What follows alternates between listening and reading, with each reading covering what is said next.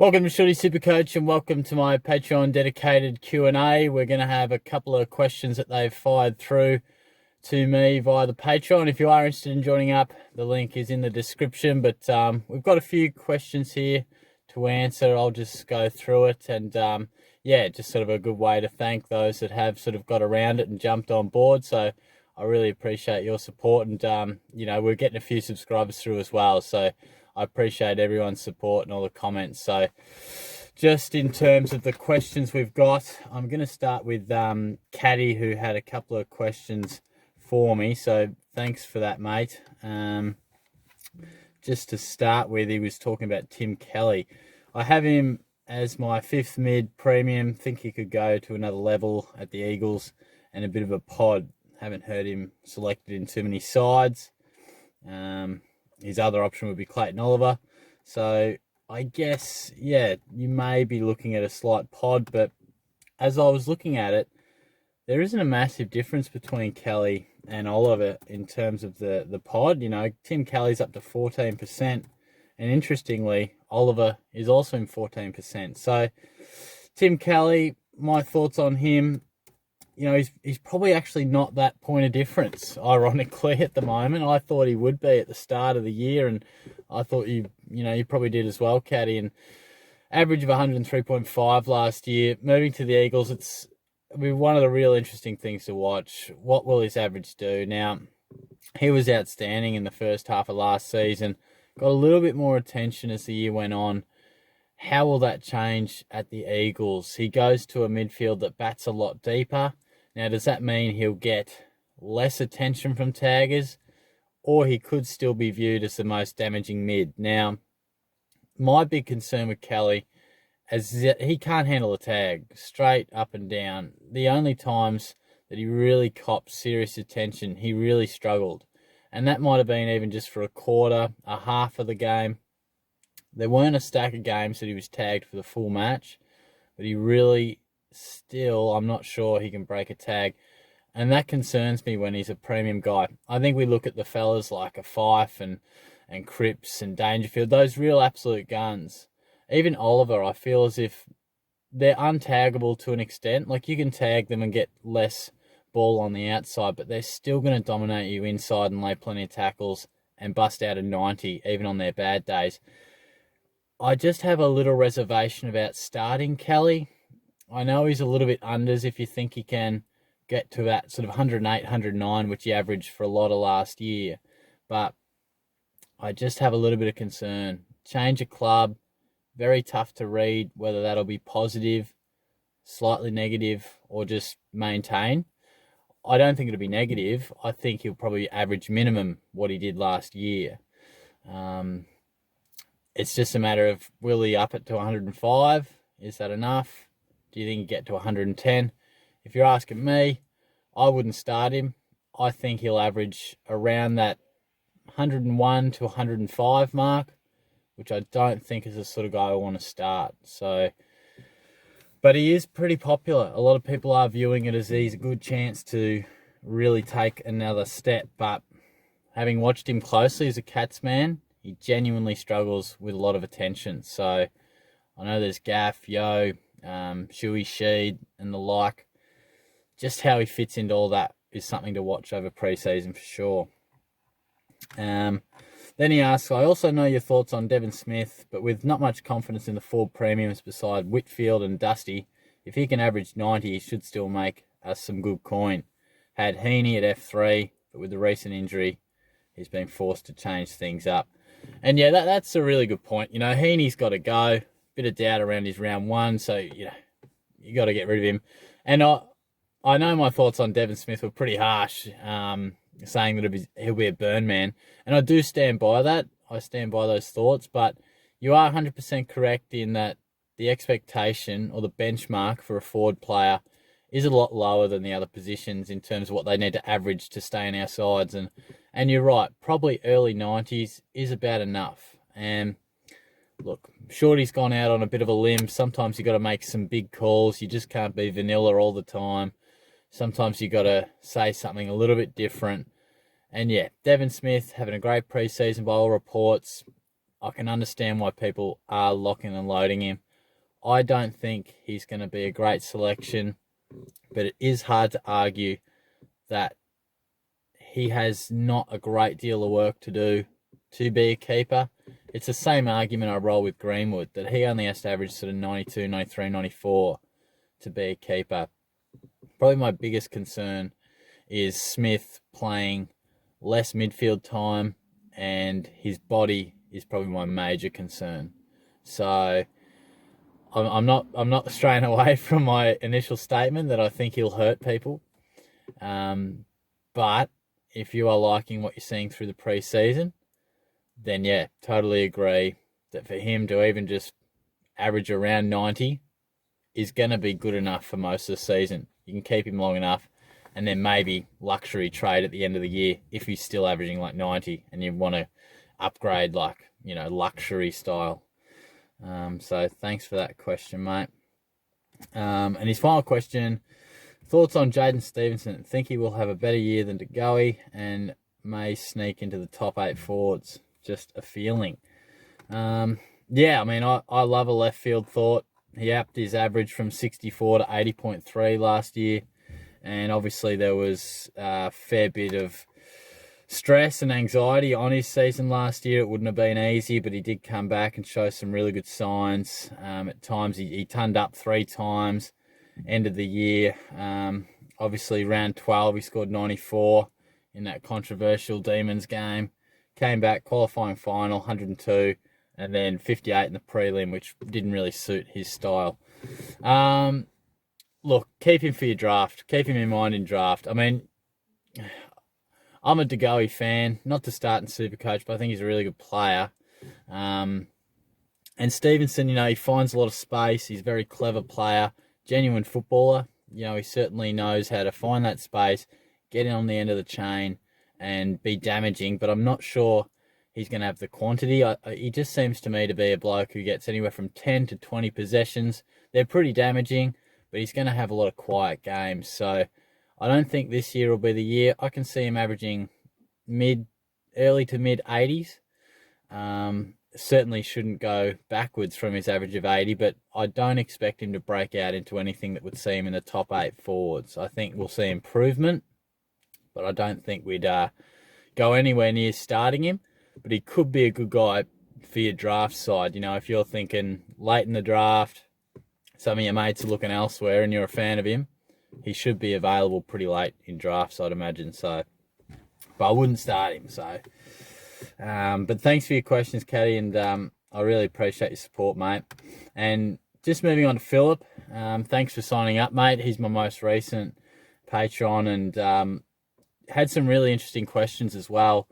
And this is what I like about the Q&A. You get some different questions, people coming at it from different angles. And Philip asks, he's got a couple of questions here, and they're regarding the scoring system. So how does the SuperCoach scoring system work? First question, how much for a 40-metre long kick to a contested position versus a 15-metre sideways kick? Now, I'm no champion data expert, but I was doing a little bit of research, and I will just go through a couple of points that are of interest, and we'll just quickly touch on, some of the main scoring systems. So you may or may not know them. It's pretty easy to look up, but look, effective kick, 4 points. Ineffective kick, you get no points. Clanger kick, you lose 4 points. Effective handball, you get 1.5 points. Ineffective, no points. Handball clanger, I've always thought was tough. You're -4. So a clanger is the same for a kicker and a handball. I think it's a little rough, but anyway, that's how they roll. Handball receive 1.5 points. Hardball get 4.5. Same for a loose ball get. So those players that win their own ball on the inside and outside, they're crucial. Uncontested mark maintaining possession, 2 points. Contested mark maintaining possession, 6. And obviously we love interceptors. Uncontested intercept, 4 points. Contested intercept mark, James Sicily style, 8 points. And you get 8 points for a goal, 1 for behind. Score assist is 3 points. Hit out to advantage, 5 points. None for a hit out. And you lose a point if your hit out is sharked by the opposition. free kick 4 points, minus 4 points for a key kick against, and you don't want to give away a 50-metre penalty. That'll lose you 8.5 points. Tackle is 4, running bounce is 2, spoil is 2, and a shepherd, if people even shepherd anymore, is 1.5 points. So that's a basic overview of the basic numbers, but we know there's a lot more. We talk about the 3,300 points to go around in a match, and there's more points on offer when the game is close and hot, and all that sort of stuff. To answer your question, the SuperCoach system is basically weighted to players that win their own ball and are damaging, and the best way to be damaging is to hit the scoreboard, be effective by foot. Historically, the best SuperCoach scorers have a high kick to handball ratio. We see players that might have 30 touches but 9 kicks, 21 handballs. That's tough. You really want to be having more kicks than handballs if you can. High contested possession count, and obviously if you can be influential in the game, that's the difference to, say, Dream Team, AFL Fantasy. They are just, if you get a kick at the first minute mark or the last minute of the game, it's the same, whether the margin's 100 points or 1 point. It's all the same. Where SuperCoach, it's basically trying to represent who is genuinely the best player on the ground, which means who's the most influential, biggest impact, and has the biggest say on the game. So if you can win in the contest, be effective with your disposals, be involved in scoring chains, and really help your side to get on top, it's basically what it's all about. So a long kick down the line, 40 metres, that'd be just classed as an effective kick. You'd get 4 points for it. Where a sideways kick, I'm pretty sure I know it goes deeper. They're like the basic stats, but I know like going sideways and backwards, they're cheap. I know Matt Crouch, he was one guy that really struggled with it last year. He'd have a lot of touches, but a lot of out-the-back stuff, just dish it sideways. So he didn't influence it as much. And, metres gained is something that's important, I feel, in the SuperCoach game as well. I'm not sure if it's a direct correlation, but certainly a long kick down the line or to an attacking position that hits a target, clearly that is important. And a sideways kick or backwards kick, is definitely not as rewarding because it's easier to do, The SuperCoach system wants to reward players that take the game on, go for a tougher kick and hit it, or just long down the line. It's just an effective kick. It might just end up in a ball up, but I believe if it goes over, I think if it's over 25 or 30 metres, it's classed as effective just to a contest, I think. But it's a good question because it really got me thinking as well. But the long and the short of it is that just be influential, and if you can get effective kicks, contested possession, it's really big. If a player starts or finishes a chain of possessions, then how many points do they get for that? Starts or finishes, I'm thinking you mean in like a scoring chain, and I believe that is an extra point. I think if you are involved in a scoring chain, I believe you get a point for it. So I'd have to clarify that, but I'm pretty sure I have heard that. A direct assist, as we said before, is 3. So it's pretty handy to do that. But I do believe that if you are involved in scoring chains, you will get benefit from that.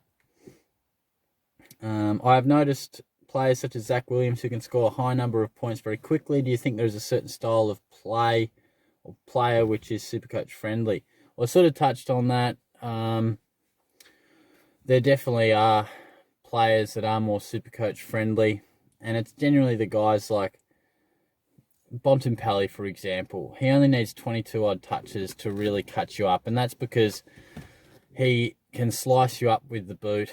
He can win his own ball, and you do see games, I think against Port Adelaide last year, I think in the first quarter he had like 11 touches and it was wet. He had a lot of tackles, and I think he had like 60 or something points in the first quarter.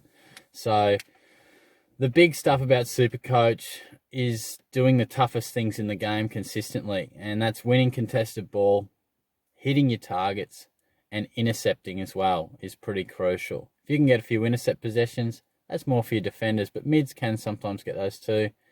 It's all about good good tackle numbers, contested footy, and effective by boot. It's great to be, I mean, nothing wrong with a handball. I mean, if you can win the clearance, there's 4 points, 4.5. Hard ball get, handball out, 1.5.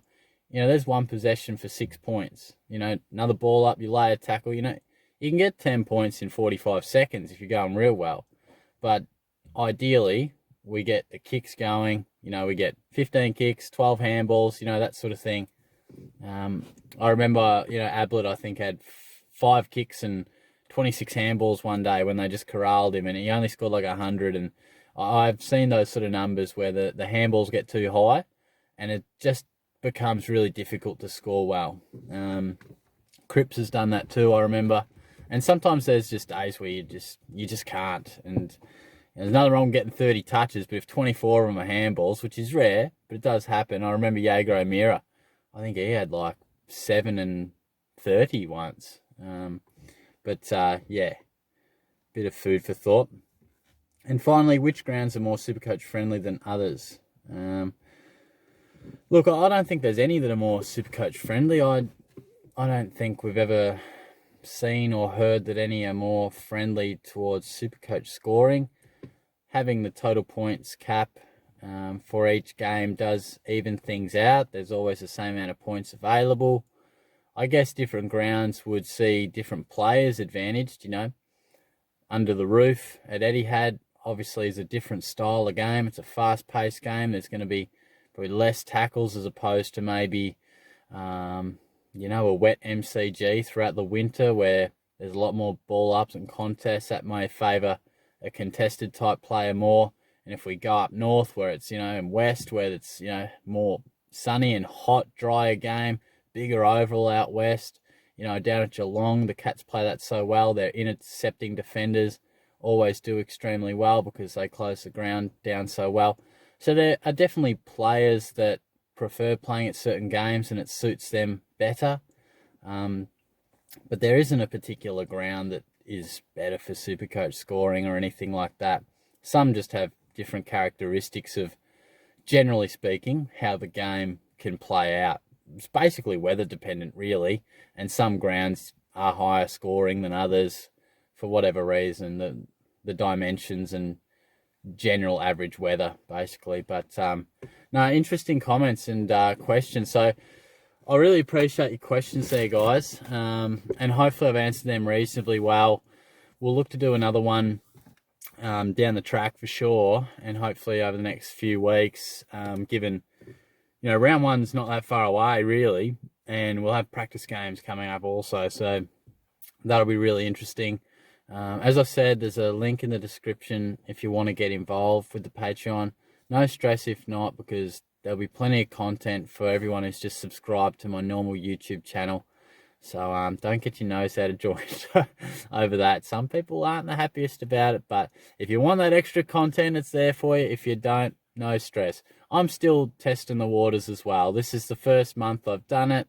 I've got a few on board, but if it doesn't sort of continue to grow, then maybe it's something Shorty won't do for the long term, but you got to give things a crack. So I appreciate the guys who have signed up and asked questions, and just as much, I appreciate the people who have subscribed to my channel and have been involved for many, many years. So thanks for all your support. We've well ticked over the 2,000 mark now in terms of subscribers, so I'm really excited about that. I'm hoping we can hit 2,500 at some stage throughout the season. That'd be great. So thanks again, and I'll catch you soon. Cheers.